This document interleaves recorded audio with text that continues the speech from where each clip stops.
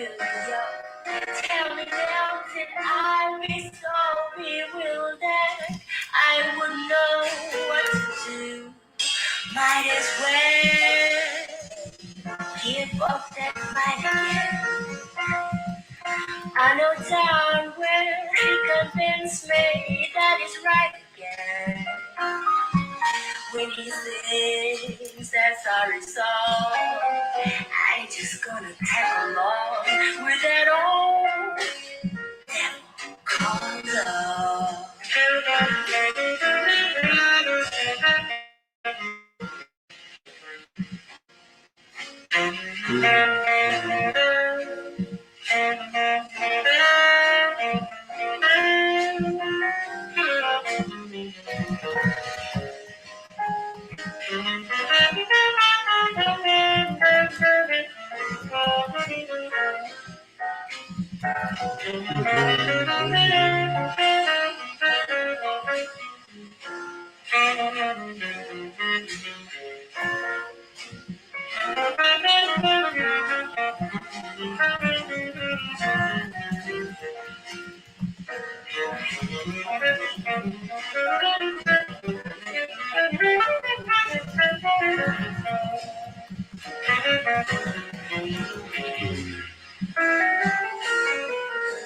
Suppose I didn't stay, run away, wouldn't play the devil on a potion.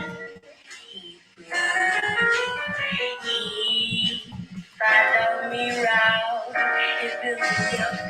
Tell me now till I'll be so bewildered.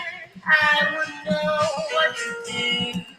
Might as well give up that fight again. I know down where That is that old devil called love. For some of you who don't know, jazz is actually one of my favorite genres. And shout out to Nashi Young Cho and the Jazz Quartet. I love jazz. Love it. Good morning, everyone. Actually, for some of you, it's the morning. For others, it's the afternoon if you're in the Central Standard Time. And it's already like past 12 p.m. if you're in New York. Much love. Thank you all so much for joining us on the show today. Welcome to God Live B2B Jam Session, Friday edition. How's your Friday going? Let us know in the comments. Show us some love. Y'all have not been chatting me up in the comments recently in past episodes, and I want to hear y'all. Let us know where you're tuning in from, how you're doing today. Are you feeling like a ball of energy? Have you had your morning big black tea yet? Let us know in the comments. All right, with that said, I'm excited about today's guest because she is a ball of energy herself, and she is joining us from her home, and she's going to share with us where that is right now. But she is a fireball for leadership, I'll tell you. You know, she is really passionate about empowering not only the current generation of leaders, but also maybe the next generation of leaders to invest in technology, tools, and human resources to get results. She actually has literally given the template to so many leaders on stage through content on LinkedIn and online. And she truly believes that in order for leaders to succeed in the future of work, that you as a leader in your organization, you have to be able to really rally your team and drive results through clear leadership, right? Being confidently yourself.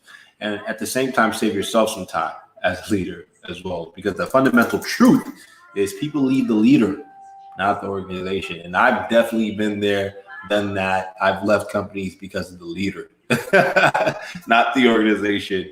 And she really helps. Shauna helps with gaining clarity, retaining top talent, and getting more done as a leader. And she has a lot of powerful frameworks that she's going to share, but also she'll share her journey and how she became a leader and really got passionate about talking about this topic. With that said, let me go ahead and bring on Mrs. Shu onto the show. Shauna, how are you doing? I am good. I am whipped into a frenzy, like you said. I guess I've had enough tea this morning, my big black tea or whatever you call it. Shauna, it's such an honor having you on God Live B2B Jam Station. You know, I've talked to a lot of guests in my time in 2 years doing this now, and I'll tell you, you have a lot of energy, and I love it because it gives me a lot of energy. That's the thing.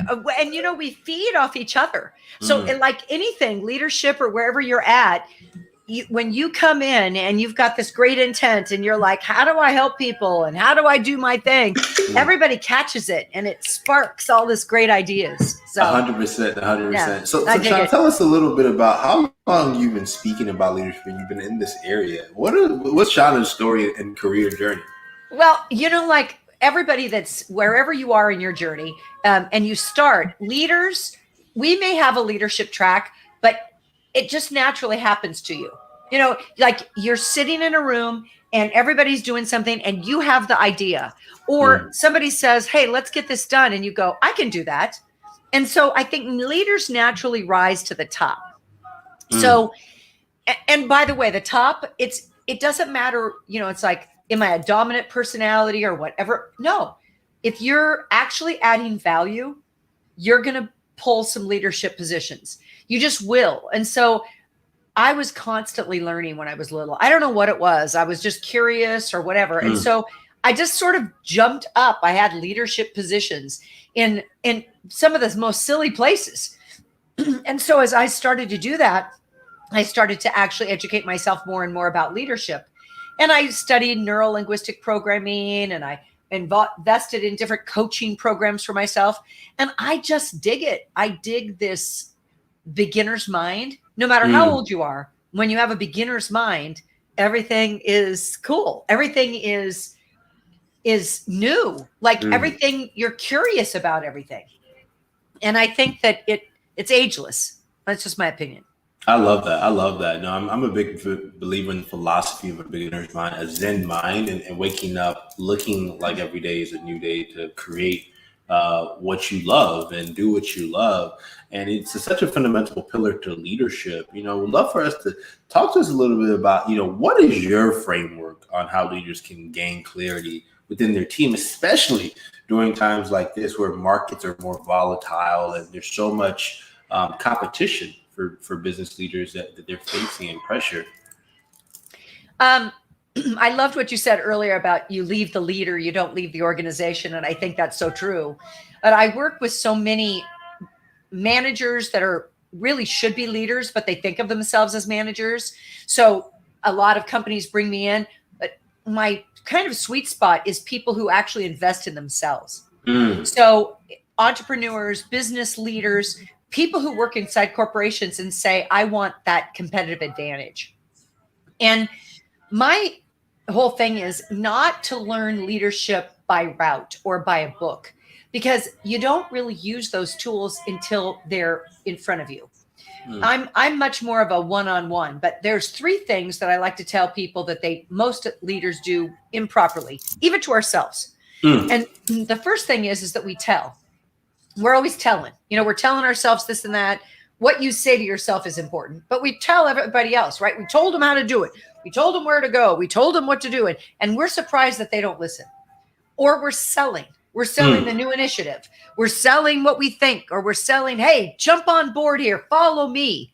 You're selling. And the last thing that a lot of leaders do is allow. And this is a weird one that people don't realize that they're doing, but we allow people not to be their best selves. We allow ourselves not to be our best self. And when we allow that, we're not going to get the very best out of somebody else.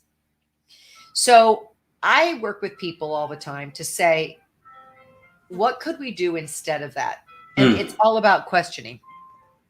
So the framework is really about, number 1, the questions that you ask yourself. Like, am I telling or am I asking?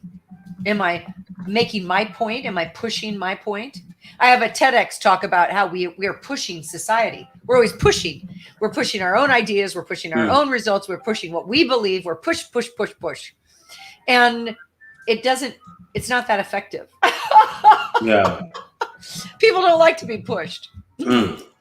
So, but when we ask, we inquire, we're curious, so much more gets accomplished. And so my job is to help leaders, help executives, managers ask themselves and others better and better questions. And when you do that with the right intent, you get crazy great results. Wow. Crazy great results. I love that. So you're talking about the power of curiosity here, is what I'm hearing, and how a leader should facilitate curiosity within their team. Am I correct? Yes. I think that when we put it, I think curiosity is the right word. And yet we can be curious with the wrong intent. I'm curious. So I want to know. I want to know. And I really think good leaders are not curious for their own sake. They're questioning with an intent to either learn something or allow, like my definition of a leader, a good leader, is someone who helps others discover or uncover it themselves. Powerful. So, oh, huge. Nobody's talking about this. So if I look at it and I say, I'm not just curious, I want to ask you the kind of questions so that you suddenly get that, oh my heavens, I could do that. Or it was your idea to begin with because I just questioned you enough. Does that make sense, Tim? Instead of I'm just curious, it really is, do you know how to do that? And the other person will go, yeah, I think I do. Well, what would it look like if you did know how to do that? And then they're coming to the realization that they have all the power to create. It's pretty brilliant. It's almost like magic, right? It is. I love that. It is magic. And I want to shout out to Fatima Zara Budra, my dear friend on Facebook. We need leaders to put their ego aside. Are you a big believer in the killing of the ego as a leader, or do you believe ego is necessary in order to be a good leader? We'd love to get your thoughts real quick, Shauna. Well, first of all, is there an opportunity to kill an ego? No. It goes with us everywhere. So there's a wonderful story about a Cherokee Indian chief, and he was talking to his grandson, and he was talking about these wolves that live inside us, and how one of them is driven by ego and by somewhat greed, and but it's all self-care, and the other one is driven by love and joy and helpful, and that they're always at war with each other. And of course, the young boy asked his grandfather, which one of these wins? And the grandfather says, the wolf that wins is the wolf that you feed. So let's just assume that your ego is there to protect you. Your ego is there for a reason. It's in you. You're not going to kill it. But I would starve it. I'd make that a skinny wolf.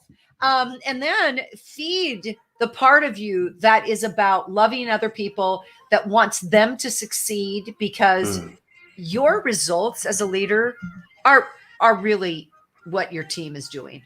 I mean, nobody's doing it alone. They just aren't. We could think we are, but you are a product of everyone who's ever talked to you. People who are listening to you right now, Tim, us, we're helping them. They're a product of us. And so there just isn't anybody who does it by themselves. Wow. So it's learning to starve your own ego and say, I'm going to give everything I've got. And, when I first started, I was a teacher of finishing and fashion. I taught commercial work. I was in the industry. And I remember I was working with people who were going to compete against me. They were also going for television commercials. And I remember thinking to myself, if I share everything that I know, they could go in and get the jobs instead of me. Should I do that? And there was no other way in my heart. I just had to share it all. They're just the way I did things. And so I said, I'm going to give it everything. I'm going to tell you absolutely everything I do that works, everything that I've done that's wrong. I'm going to give it all to you. And here's what was interesting. The more I gave to my students, instead of them competing against me and winning, it made me so powerful because I didn't hold back. And every time I taught them how to do it really well, I learned to do it really well, even better. Wow. So the more you give as a leader, the more you give as a human, and you go, I'm just going to give it to you right now. I'm just going to tell you everything I know. You don't have to buy the book. You don't have to hire me. I'm just going to give it to you. Then I become more powerful and strong. You become more powerful and strong. The world is better, and the right people will come to me anyway. Wow. Wow. And you are sharing gems on this show, such powerful gems that so many leaders fail to realize within or manifest within their organization. I want to ask you, what was a moment for you where you started feeding the other side of you, based on that Cherokee proverb, the side that was compassionate, the leader that wanted to be more serving, and kind of help others drive results versus you? Was there a moment in your career that you felt that way and just turned the switch? Yeah, there were a couple, and I do professional speaking, and Yeah. I'm like everybody, I talk to some of my clients. Most leaders have a little bit of that imposter syndrome, like, I hope they don't figure me out, or, oh my Yeah. gosh, they just moved me into a leadership role. I don't know what I'm doing. And I remember when I was speaking and I would be hired for a job, and I was so excited by it, but I didn't want to foul up, right? Yeah. I'm like, oh, they have to like me, and I don't want to make a mistake. And I don't know who it was, another speaker, or somehow or other, there was a moment that I figured out that it wasn't about me. Mm, That if I got up on stage and was worried that I was going to foul up, I was certainly focused wrong. mm, I needed to be focused totally on what the audience needed. mm. So when I shifted my intent to, I don't even care if you like me, Yeah. just listen to what Mm, I'm sharing. And if it helps you, go for it. And then suddenly, when I just focused all of it out, same with my students, things changed. mm. So there was that moment in there like that. There has been lots of times where somebody took me aside and helped me. I've hired coaches and mentors, and I've joined programs. I invest in myself, and I think it was through Jim Rohn, who is the business philosopher, who used to say, if you want to make a living, get good at your job, but if you want to make a fortune, get good at yourself. Wow. Wow. So I invest in myself, and I recommend it. And that's what I do for other people. They invest with me to coach, and I take them to a completely different level. It's the Yeah. best thing you can do for yourself, I whatever it love might that. be. Yeah, I love that, Shauna. This idea of investing in yourself as a leader. Fatima, shout out to Fatima, who's so engaged into sharing it up without too much expectations. Thank you, Fatima. Acknowledge that 100%. 100%. Leaders should sometimes share without too much expectations and be transparent. It's necessary for a high functioning, high performing organization. A leader that's transparent and is able to synthesize ideas within a group. But Sean, I love this idea of what you're talking about, investing in yourself as a leader. I've had to make hundreds. I have like hundreds of certifications as a leader. I've gone to the top universities in the world and had a leadership experience in them. I've worked with some of the best organizations in the world, but all of those experiences have compounded to the point where I'm at now, and I'm able to, I have much more freedom with my time. I'm building my own company. I'm able to be my authentic self as a leader. All of that has been Yes. an investment. And I think it's interesting, this idea of investing in yourself as a leader, because some people struggle with it. They don't know where to start. Well, start anywhere, right? I mean, the first step is the hardest. And then Hmm. when you start, this is what you've done, what I've done. If you take that first step and you say, I'm going to buy the book, or I'm going to get it off the library, it doesn't Yeah. even have to be purchased. That's an investment in your time. And then that book leads to another book. Listening to a podcast, everyone who's listening right now is investing in themselves. So they're already there. Now they have to figure out, who do they want to follow, or who are they being influenced by? And that's a pretty big thing. Like listening to this particular podcast, because this is the future of work. And so you're being influenced by me, by Tim, you're being influenced. Mm, Is this okay with you? mhm, Yes. Okay. If it gives you if it puts you on the right path and all of this. But think about some of the shows you watch, some of the people in your life, and ask, is it okay with me? mm, Are they cussing too much? Are they belittling other people? Are they narrow minded? And if that's not okay with you, then you get to create something else. Yeah, that's so true, Shauna. So you start there. Yeah. Oh my goodness, I love that, Shauna. And people don't realize how much of the media we consume and the the community we surround ourselves with affect our own personal investments and our own personal growth. It's very important to set boundaries with people who are more toxic than they are delightful. Agreed. Wow. And that's up to you because you get to create it. Wow. I create my life. People say sometimes I live on 20 acres and I have a beautiful horse sporting facility and I have animals around me. Like right now, they're all sleeping. And I'm also fostering 5 puppies right now. Whew. Talk about systems. And I love it. I picked all that. And people will say, oh, you're so lucky. Well, yes, I am. And I created that. Remember, you create your life by the way you're thinking, by the actions you're taking, because you only have control over you. Only. Wow. Well, I think I found me. You're a ball of energy, Shauna. It's been such a pleasure having you on the show. Talk to us a little bit about where people can follow your work and your movement more. Do you have any resources that people can access, whether on your website or through LinkedIn? Absolutely. One of the things, everything is on my website, Shauna Shu, and it's probably going to be in the notes how to spell that, but it's SHAWNA. And then my last name, even though it sounds like the one on your foot, is SCHUH. And on my website, you can access, and it's probably in your notes, there is a quiz, a free quiz about uncovering your leadership blind spots.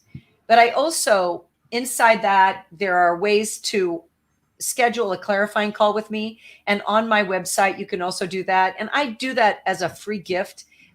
Number one, it keeps me focused on giving. Number two, I can help people. It's not a sales call at all, but people who love my energy or want to pick my brain, I've always done that. So it keeps me active inside what's going on in the world. So it's all on the website.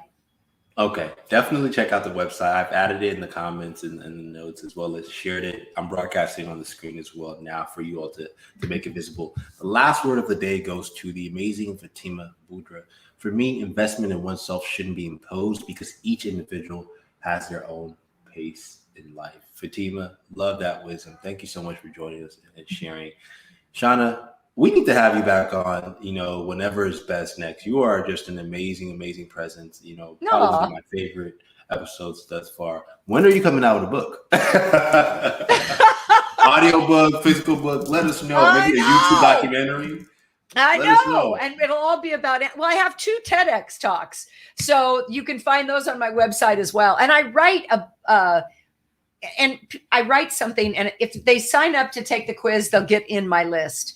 And hopefully they'll get a lot of value from that. But so that's where my writing is. But I would love to be back, Tim. I love the future of work. We create the future of work. 100%. 100%. We do. So thank you so much for having me on. And thanks for everybody who contributed. Thank you, Shauna. Looking forward to having you on in the future. Bye.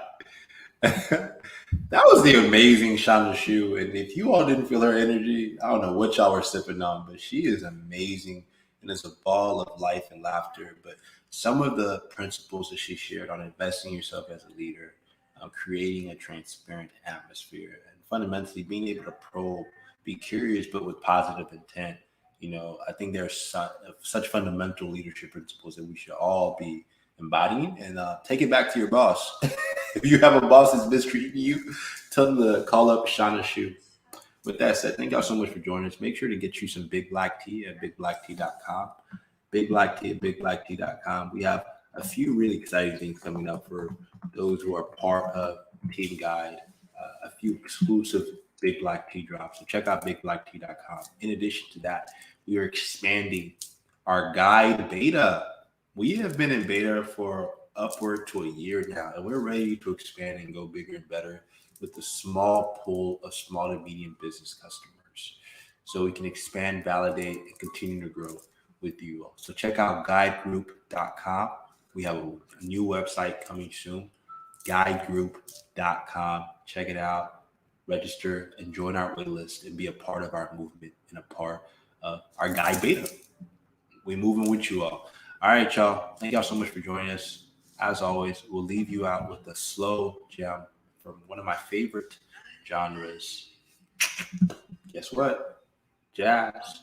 Diana Krall, Night and Day. She has an amazing voice. You'll love her.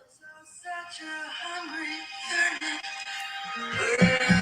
inside of me, and storm and won't be through till you let me spend my life making love to you day and night, night and day.